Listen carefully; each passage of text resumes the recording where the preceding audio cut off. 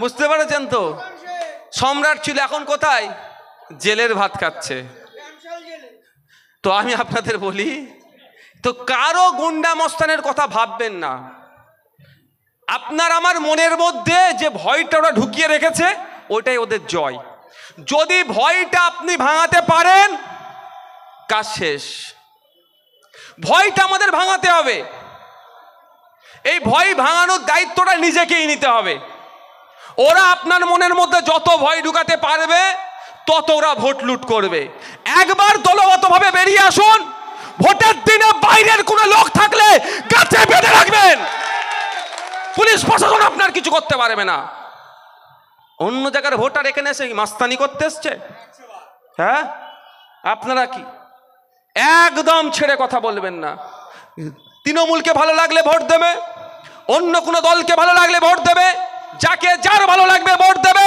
কিন্তু বাইরে থেকে গুন্ডা মস্তান এসে হারুয়ার কোনো বুথে এসে মস্তানি করবে, হারুয়ার মানুষ ভাই বুথের মানুষরা ছাড়বেন না। গণতান্ত্রিক প্রক্রিয়াতে জবাব দেবেন। আপনাদের বলে যাচ্ছে, আপনাদের বলে যাই, অনেক ধমকানো চমকানো আছে।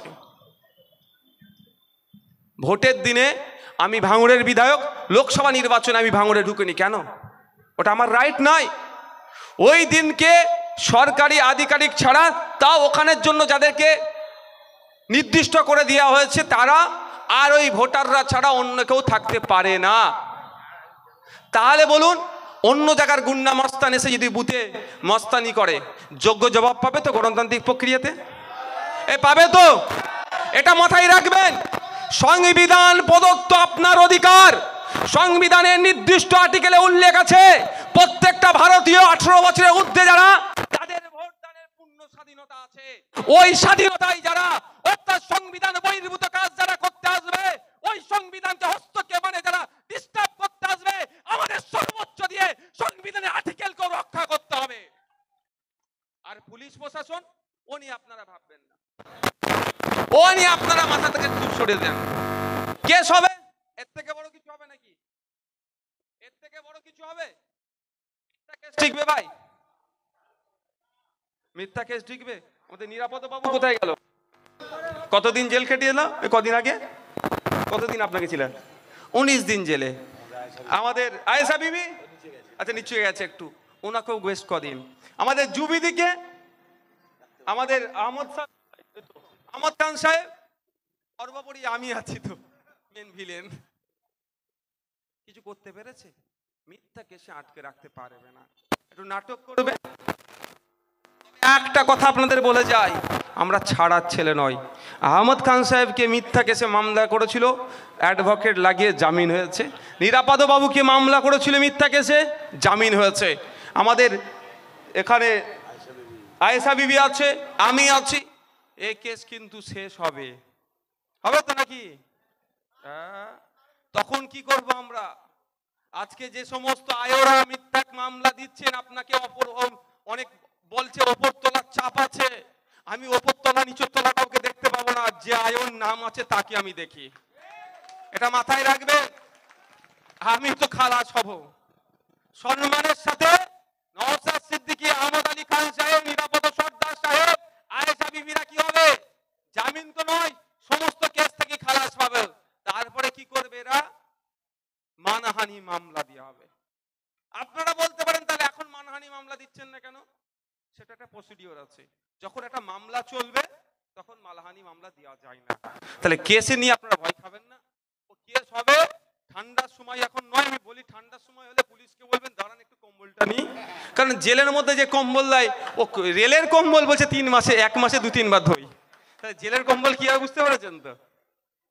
ওই তো ওই কি বলে ওটাকে, কম্বল কাঁথাতে থাকে, ছাড় পোকা থাকতে পারে, কামড়লে ক্ষতি হয়ে যাবে, স্বাস্থ্যের ক্ষতি হবে। শীতকাল হলে কোনো অফিসার অ্যারেস্ট করতে এলে বলবেন সাহেব একটু দাঁড়ান, আমি কম্বলটা নিয়ে নিই।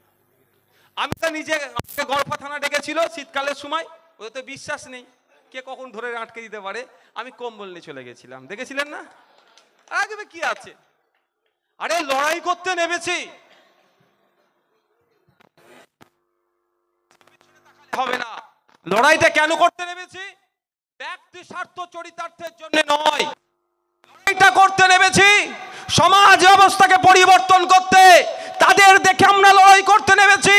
যে বিনয় বাদল দীনেশকে দেখেছি, প্রফুল্ল চাকিকে দেখেছি, প্রীতিলতা ওয়াদ্দেদারকে দেখেছি, আশফাকুল্লাহকে দেখেছি, ক্ষুদিরামকে দেখেছি, তাদের ইতিহাস পড়ে লড়াই নেমেছি। প্রয়োজনে শহীদ হব, নালে গাজী হব, পেছনে আমরা তাকাবো না। তাই বন্ধুগণ, আপনাদের বলবো, অনেক লোভ লালসা দেখাতে পারে, ভোটের রাতে 500,000 টাকা দিতে পারে, বিরিয়ানির প্যাকেট দিতে পারে, ছাড়বেন না, ওটাও ছাড়বেন না। নেবেন, সকাল সকাল যাবেন, ইভিএম মেশিনের 5 নম্বরে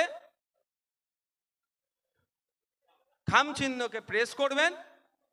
বিধানসভায় আইনসভার মধ্যে আমাদের এলাকার ছেলে আইনজীবী পিয়ারুল ইসলামকে আইনসভার মধ্যে পাঠিয়ে আপনাদের যে চাওয়া পাওয়াগুলো আছে সেইগুলোকে উত্থাপন করবে।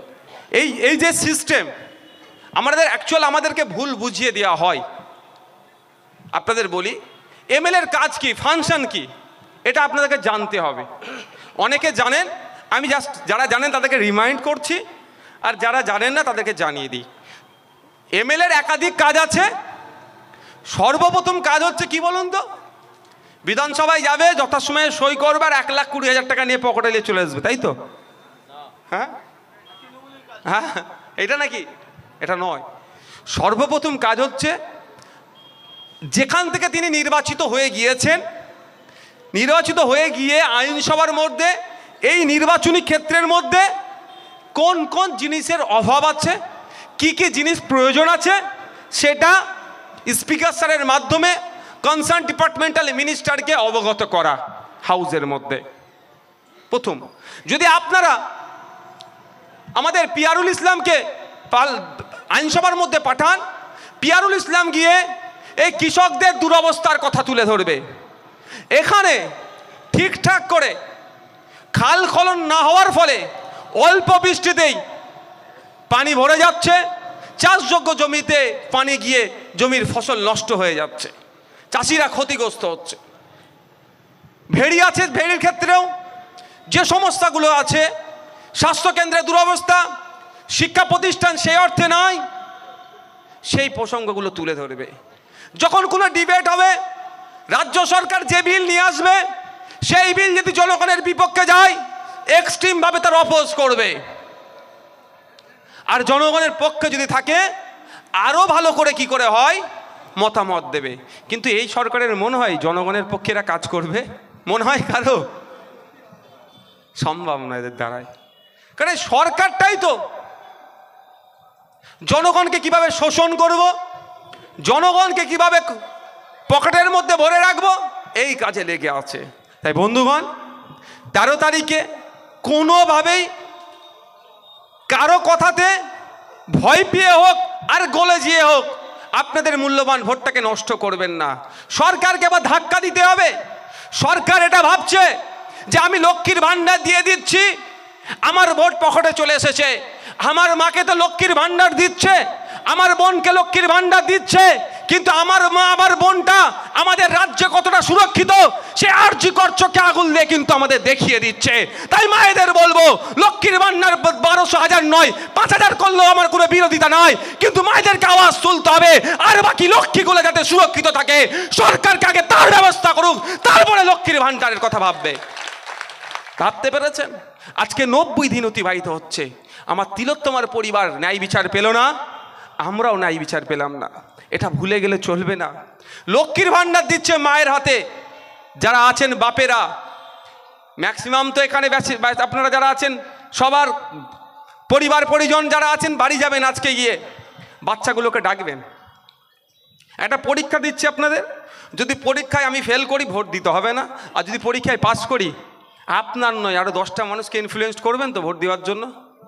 একটা পরীক্ষা করতে আপনাদের দেবো আমি, যদি পরীক্ষায় আমি ফেল করে যাই ভোট দিতে লাগবে না, হবে তো নাকি ভাই? আচ্ছা, কারা একটা হাত তুলেন। পরীক্ষায় যদি পাস করি আপনারা এক একজন 10 জনের দায়িত্ব নেবেন ভাই। মানে আপনি তো জোর করে আর ভোট দিতে পারবেন না, মানে বোঝানোর বুথের স্তরে গিয়ে পাড়াতে পারবেন তো?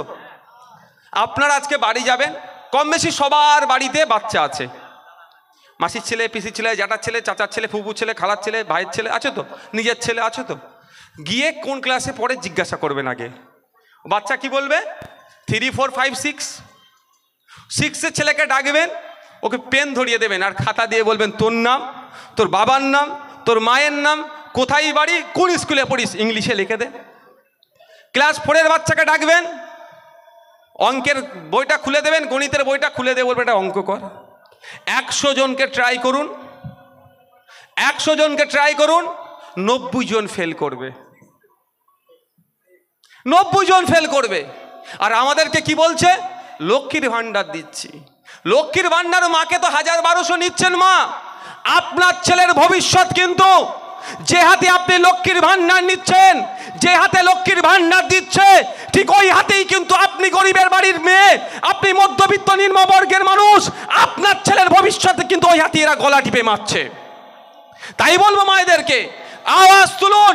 লক্ষ্মীর ভান্ডার পরে হবে primary, upper primary, high school থেকে ইউনিভার্সিটি পর্যন্ত ছাত্র শিক্ষকের রেশিও মেনটেন করতে হবে। লক্ষ্মীর ভান্ডার আপনাকে দিয়ে দিচ্ছে আর আপনার ছেলের ভবিষ্যৎটা ধ্বংস হয়ে যাচ্ছে। পারবেন, আমি দায়িত্ব নিয়ে বলছি, আমি অনেক ট্রাই করেছি। ইংলিশ ক্লাস 6-এর বাচ্চাকে দেবেন, কি করবে, ইংলিশে 2 কলম লিখতে পারবে না, বেশি কিছু নয়, তার নাম, তার ডিটেলসটা, তাহলে 1200 টাকা তো দিয়ে দিচ্ছে। এবার আপনি বলুন, এখানে মঞ্চে দাঁড়িয়ে আমি বলছি, মঞ্চে দাঁড়িয়ে বলছি, এখানকার যিনি এসে 2 দিন 2টো ভয়ঙ্কর ভয়ঙ্কর কথা বলে গেছে না, একজন নাকি বলছে উন্নয়ন বন্ধ হয়ে যাবে, তার জবাব তো সুজনবাবু দিয়ে দিয়েছেন। ও কার বাপের টাকা নয় সুজনবাবু বলে দিয়েছে, আর বলতে লাগবে না। আর একজন কি বলেছিল, একজন মহিলাকে কুৎসিত ভাষায় আক্রমণ করেছিল। দুজনের পরিবারকে একটু খোঁজ নিয়ে দেখুন, তাদের দুজনের পরিবারের কেউ প্রাইমারি স্কুলে পড়ে বা সরকারি স্কুলে পড়ে কি? আমি চ্যালেঞ্জ করে যাচ্ছি, এদের দুজনের পরিবার, একজন কলকাতার মেয়র আর একজন এখানকারের এই জেলার সভাধিপতি, অশোকনগরের বিধায়ক, দুজনকে দেখুন, দুজনের সাথে আমার বিধানসভায় আলাপ পরিচিত আছে। আমি যদি ভুল বলি আমি উনাদের বলবো, আমাকে অন্তত ডেকে বলবেন নওশাদ ভাই তুমি কথা ভুল বলেছো, প্রকাশ্যে না বললেও গোপনে বলবেন, আমি এই কোনো স্টেজে গিয়ে বলবো তাহলে আমার ভুল বক্তব্য ছিল। আমি এখানে চ্যালেঞ্জ করে বলছি, না ফিরাদ সাহেবের, না নারায়ণ গোস্বামী মহাশয়ের পরিবারের লোকেরা সরকারি স্কুলে পড়ে, ও বাটারা বেসরকারিতে পড়ছে, আর আপনাকে 1200 ধরিয়ে দিয়ে আপনার ছেলের ভবিষ্যৎ নষ্ট করছে। ফিরাদ হাকিমের মেয়ে আগামী দিনের এমপি হবে, ফিরাদ হাকিমের মেয়ে আগামী দিনের মন্ত্রী হবে, ফিরাদ হাকিমের মেয়ে আগামী দিনের এমএলএ হবে, নারায়ণ গোস্বামীর ছেলে মেয়েরা আগামী দিনের মন্ত্রী হবে, আর আপনার আমার বাড়ির ছেলেগুলো যারা বেসরকারি সরকারি স্কুলে পড়ে সেই লাঠিয়াল হয়ে থাকবে। এ করে রাখছে তো। তাই 1000-1200 টাকা যাদেরকে দিচ্ছে তাদেরকে বলবে একটু সতর্ক হন, ছাড়বেন না টাকা। ও আপনার টাকা, মানে আপনার টাকা আপনাকে ঘুরিয়ে দিচ্ছে, ট্যাক্সের টাকা। তাই বন্ধুগণ, মায়েদের বলবো, বাপেদের বলবো, যারা ওই 1000-1200 টাকার কথা ভাবছেন, আর একটা কথা বলে যাই, স্টেজে বলা স্বভাব হবে কি জানি না, অনেকে বলছে নাকি তৃণমূল হেরে গেলে নাকি টাকা বন্ধ হয়ে যাবে, বলছে না। আমি একটা কথা বলি, যে কল একবার খুলে গেছে সে কল বন্ধ করার সাহস কেউ পাবে না, এটা বলে রাখছি আপনাদের, এটা আপনাদের বলে রাখি।